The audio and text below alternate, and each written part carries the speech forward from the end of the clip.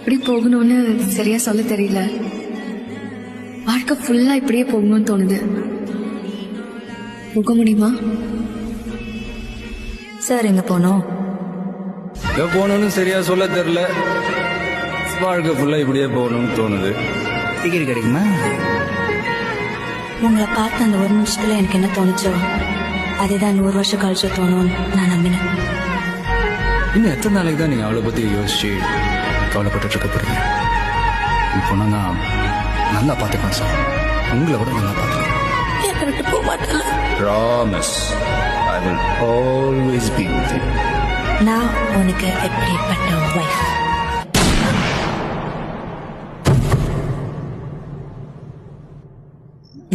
நீ எனக்கு இன்னொரு அம்மா.